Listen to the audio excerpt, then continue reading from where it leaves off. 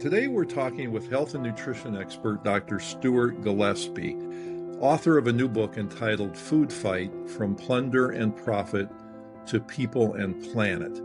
Using decades of research and insight gathered from around the world, Dr. Gillespie wants to reimagine our global food system and plot a way forward to a sustainable, equitable, and healthy food future. One where our food system isn't making us sick, certainly not the case now. So over the course of his career, Dr. Gillespie has worked with the UN Standing Committee on Nutrition in Geneva, with UNICEF in India, and with the International Food Policy Research Institute, known as IFPRI, where he's led initiatives tackling the double burden of malnutrition and agriculture and health research. He holds a PhD in human nutrition from the London School of Hygiene and Tropical Medicine. Stuart, thanks so much for being with us. I really appreciate the time. Thank you very much, Kelly. So you've really had a global view of the agriculture system, and this is captured in your book. And to give some context to our listeners, in your book, you describe the history of the global food system, how it's evolved into this system, sort of warped, if you will, into a mechanism that creates harm and it destroys more than it produces. That's a pretty bold statement, that it destroys more than it produces, given how much the agriculture around the world does produce. Tell us a bit more, if you would. Yeah, actually, that statement emerged from recent work by the Food Systems Economic Commission, and they costed out the damage or the downstream harms generated by the global food system at around $15 trillion per year, which is 12% of GDP, and that manifests in various ways. Health harms, chronic disease. It also manifests in terms of climate crisis and risks and environmental harms, but also poverty of food system workers at the front line, if you like. And it's largely because we have a system that's anachronistic. It's a system that was built in a different time, in a different century, for a different purpose. It was really started to come together after the Second World War to mass produce cheap calories to prevent famine, but also through the Green Revolution, as that was picking up, with the overproduction of staples, to use that strategically through food aid to buffer the West to a certain extent from the spread of communism. And over time, and over the last 50 years of neoliberal policies, we've got a situation where food is less and less viewed as a human right or a basic need. It's seen as a commodity, and the system has become increasingly financialized. And there's a lot of evidence captured by a handful of transnationals, different ones at different points in the system, from production to consumption. But in each case, they wield huge amounts of power, and that manifests in various ways. But so we have, I think, a system that's anachronistic. The point about it, and the problem we have, is that it's a system that revolves around maximizing profit, and the most profitable foods and products are those which are actually the least healthy for us as individuals. And so it's not a system that's designed to nourish us. It's a system designed to maximize profit. And we don't have a system that really aims to produce whole foods for people. We have a system that produces raw ingredients for industrial formulations that end up as ultra-processed foods. We have a system that produces cattle feed and biofuels and some whole foods, but that it's so skewed now, and we see the evidence all around us, and it manifests in all sorts of different ways. 1 in 3 people on the planet in some way malnourished. We have around 12 million adult deaths a year due to diet-related chronic disease. And I followed that from colonial times, that evolution and the way it operates and the way it's moves across the world. And what is especially frightening, I think, is the speed at which this so-called nutrition transition or dietary transition is happening in lower income or middle income countries.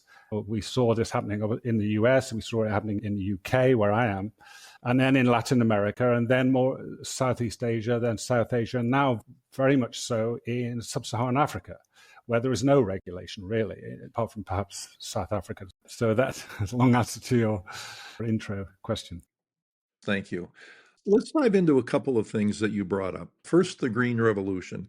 So that's a term that many of our listeners will know, and they'll understand what the Green Revolution is, but not everybody. Would you explain what that was and how it's had these effects throughout the food systems around the world? Yeah, I mean, around the, about 50s, Norman Borlaug, who was a crop breeder, And his colleagues in Mexico discovered through crop breeding trials a high-yielding dwarf variety, was it maize originally? But over time and working with different partners, including, well, in India as well, with the Swaminathan Foundation, MS Swaminathan, for example, managed to perfect these new strains, high-yielding varieties that doubled yields for a given acreage of land in terms of staples. And over time, this started to work with rice, with wheat, maize, and corn.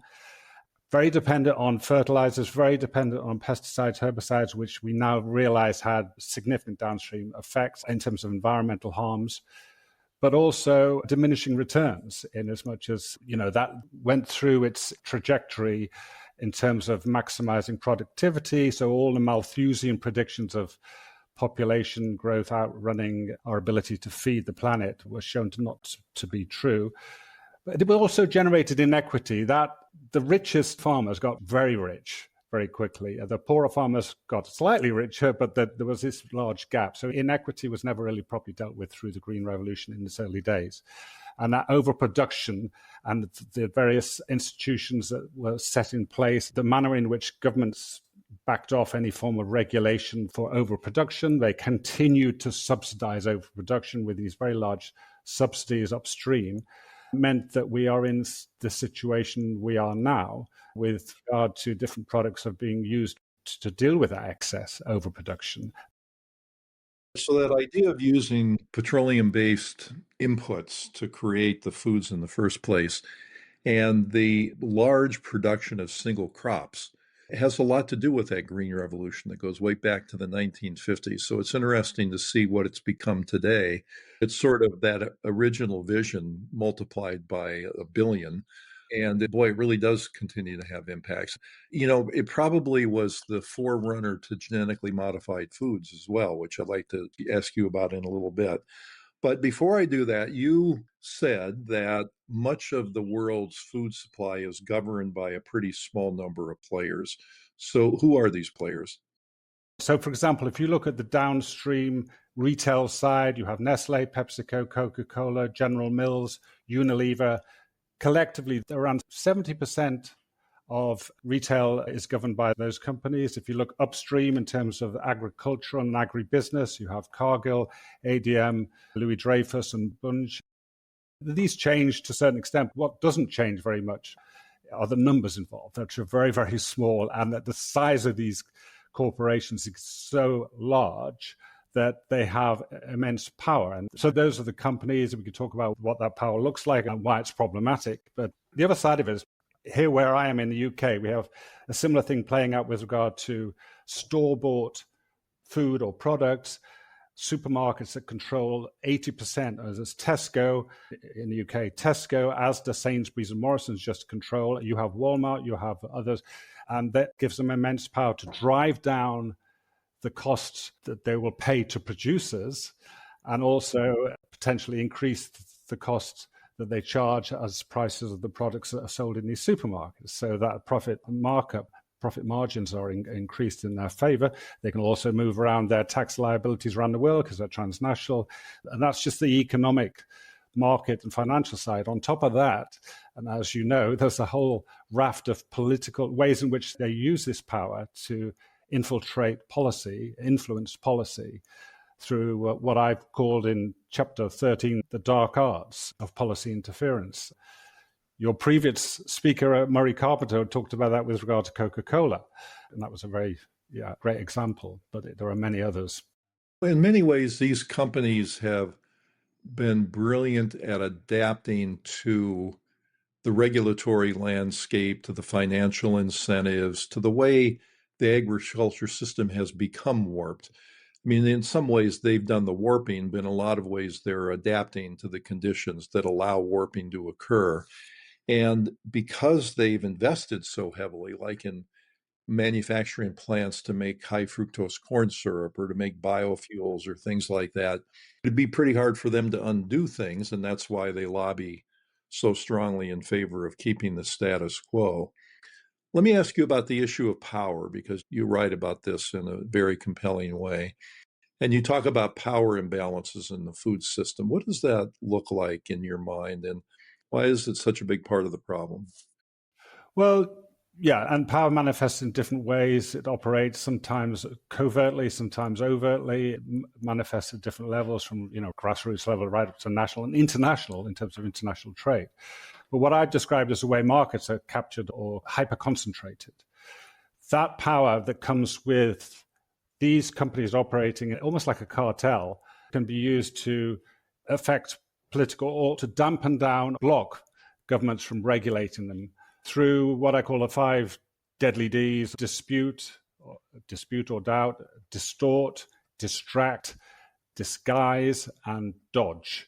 And you've written very well, Kelly, with I think Kenneth Warner, about the links between big food and big tobacco and the playbook and the realization on the part of big tobacco back in the 50s, I think, that they couldn't compete with the emerging evidence of the harms of smoking. They had to secure the science.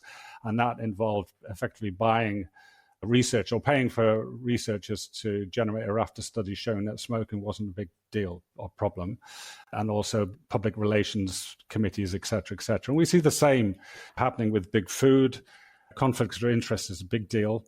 It needs to be avoided. It can't be managed. And I think a lot of people think it's just a question of disclosure. Disclosure is never enough with conflict of interest, almost never enough. We have in the UK, we have 9 regulatory bodies. Every one of them has been significantly infiltrated by big food, including the most recent one, which has just been designated to help develop a national food strategy in the UK. We've had a new government here, and we thought things were changing, beginning to wonder now, because big food is on that board or on that committee, and it shouldn't be. It shouldn't be anywhere near the policy table. Anyway, that's one side is conflict of interest. Distraction, I talk about corporate social responsibility initiatives and the way that they're designed to distract. On the one hand, if you think of a person on the left hand is doing this wonderful small-scale projects which are high visibility and they're doing good. In and of themselves, they're doing good, but they're small scale, whereas the right hand is a core business which is generating harm at a much larger scale. And the left hand is designed to distract you from the right hand. So that distraction, those sort of corporate CSR initiatives are a big part of the problem. And then disguise is, as you know, with the various trade associations and front groups, which act almost like Trojan horses in many ways, because the big food companies are paying up as members of these committees, but they don't get on the program of these international conferences, but the front groups do. And the front groups act in their interests. So that's a form of disguise or camouflage. The World Business Council on Sustainable Development in the last few years has been very active in this space, and they have Philip Morris on there as members, McDonald's, Nestle, Coke, everybody. They deliberately actually say it's all fine, that we have an open door, which I just can't, I don't buy it. And there are others. So, I think these can be really problematic. The other thing I should mention about power, and as we've learned more about, if you go even upstream from the big food companies, and you look at the hedge funds and the asset management firms like Vanguard, State Capital, BlackRock, and the way they've been buying up shares of big food companies and blocking any moves in annual general meetings to increase or improve the healthiness of portfolios, because they are so powerful in terms of the number of shares they hold to maximize profit for pension funds. So we start to see the pressure that is being put on big food upstream by the nature of this system that being financialized even beyond the companies themselves. You were mentioning that these companies, either directly themselves or through their front organizations or the trade association, block important things that might be done in agriculture. Can you think of an example of that? Yeah, well, actually, I did with some colleagues here in the UK, the Food Foundation, an investigation into corporate lobbying during the previous Conservative government. And basically, in the 5 years after the pandemic, we logged around 1,400 meetings between government ministers and big food. Then we looked at the public interest NGOs and the number of meetings they had over that same period, and it was 35. So it was a 40-fold difference. Oh, goodness. Which I was actually surprised, because I thought they didn't have to do much, because the Tory government was never going to really regulate them anyway. And you look in the register, there is meant to be transparency. There are rules about disclosure of what these lobbying meetings were meant to be for, with whom, for what purpose, what outcome. But that's just simply not followed. You get these crazy things being written into those logs like, oh, we had a meeting to discuss business, and that's it. And we know that At least what happened in the UK, which I'm more familiar with, we had a situation where constantly any small piecemeal attempt to regulate, for example, having a watershed at 9 p.m. so that kids could not see junk food advertised on their screens before 9 p.m. That simple regulation was delayed. So delay is actually it's another D, is part of it. And that's an example of that. That's a really good example. And you've reminded me of an example where Marion Nessel and I wrote an op-ed piece in the New York Times many years ago on an effort by the WHO, the World Health Organization, to establish a quite reasonable guideline for how much added sugar people should have in their diet. And the sugar industry stepped in the biggest way possible. And there was a congressional caucus on sugar or something like that in our US Congress. And the sugar industry and other players in the food industry started interacting with them. They put big pressure on the highest levels of the US government to pressure the WHO away from this really quite moderate, reasonable sugar standard. And the US ultimately threatened the World Health Organization with taking away its funding just on one thing, sugar. Now, thankfully, the WHO didn't back down and ultimately came out with some pretty good guidelines on sugar that have been even stronger over the years. But it was pretty disgraceful. That's in the book. That story is in the book. I think it was 2004 with the strategy on diet, physical activity, and Tommy Thompson was the health secretary, and there were all sorts of shenanigans and stories around that. Yeah, that is a very powerful example. It was a crazy power play and disgraceful how our government acted and how the companies acted and all the sort of deceitful ways they did things. And of course, that's happened a million times. And you gave the example of all the discussions in the UK between the food industry and the government people. So let's get on to something more positive. What can be done? You can see these massive corporate influences, revolving doors in government, a lot of things that would argue for keeping the status quo. So how in the world do you turn things around? Yeah, big question. I really believe, I've talked about a lot of people, I've looked at a lot of the evidence. I really believe that we need a systemic sort of structural change and understanding that's not going to happen overnight. But ultimately, I think there's a role for governments, citizens, civil society, media, academics, food industry, obviously. And again, it's different between the UK and US and elsewhere in terms of the ability and the potential for change. But governments have to step in and govern. They have to set the guardrails and the parameters. And I talk in the book about 4 key ins, IN. So the first one is institutions, in which, for example, there's a power to procure healthy food for schools, for hospitals, clinics, that is being underutilized.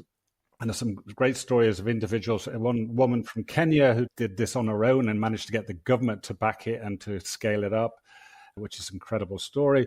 That's institutions. The second IN is incentives, and that's whereby sugar taxes or even potentially junk food taxes, as they have in Colombia now, and reforming the upstream subsidies on production is basically down-regulating the harmful side, if you like, of the food system, but also using the potential tax dividend from that side to up-regulate benefits via subsidies for low-income families. Rebalancing the system, that's the incentive side. The other side is information, and that involves labeling, maybe following the examples from Latin America with regard to black octagons in Chile and Mexico and Brazil, and dietary guidelines not being conflicted in terms of conflicts of interest. And actually, that's the fourth N, is interests. So ridding government advisory bodies, guideline committees of conflicts of interest, cleaning up lobbying. Great examples in the way that can be done are from Canada and Ireland that we found.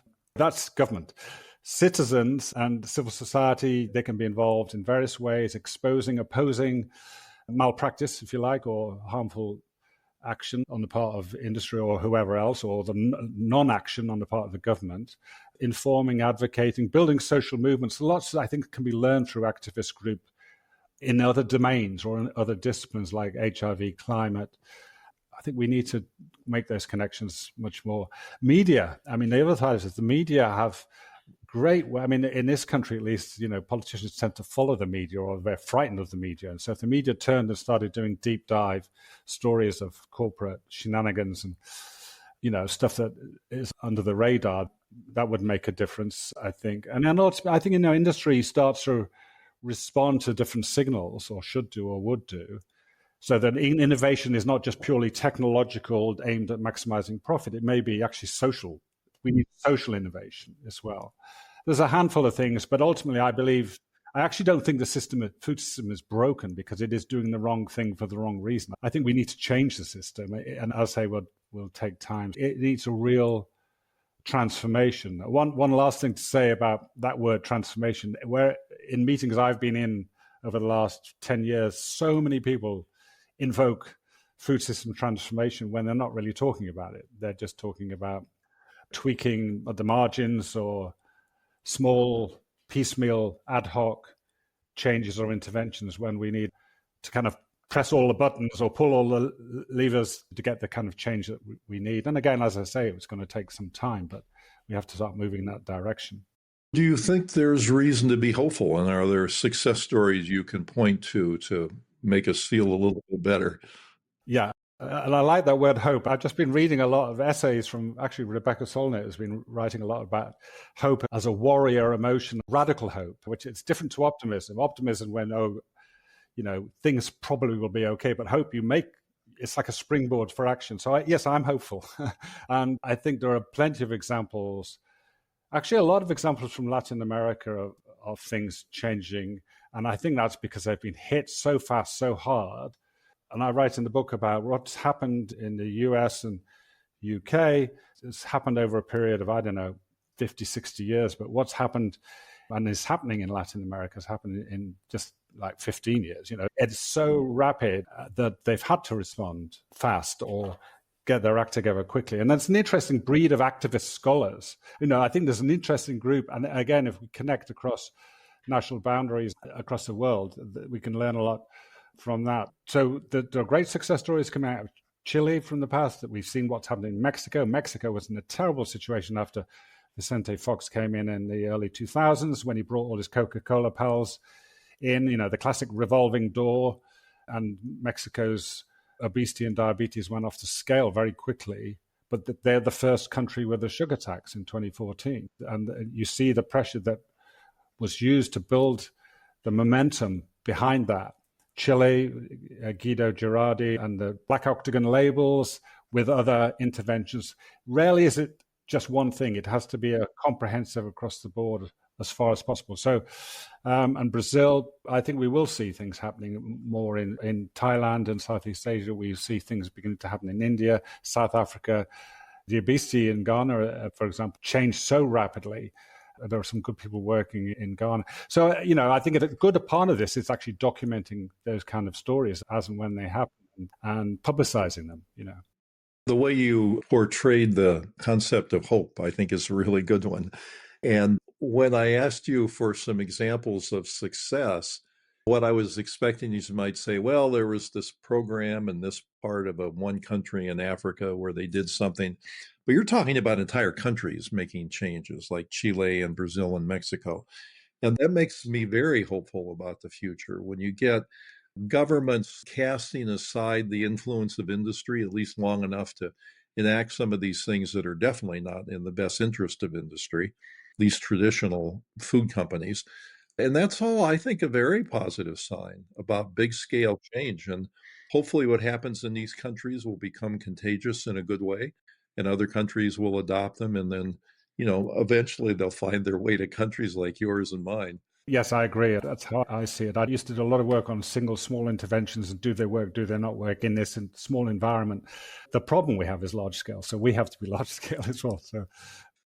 Yes, no, I agree. I think thinking big is very good, and being hopeful is very good. So thank you so much for being with us. I really appreciate your contribution today. I very much appreciate the contribution your book is making and will continue to make.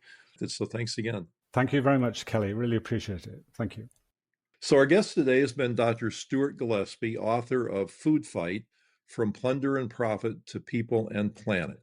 And thank you to our listeners for being with us. And thank you, of course, to Deborah Hill for her wonderful work in producing this series. This is Kelly Brownell.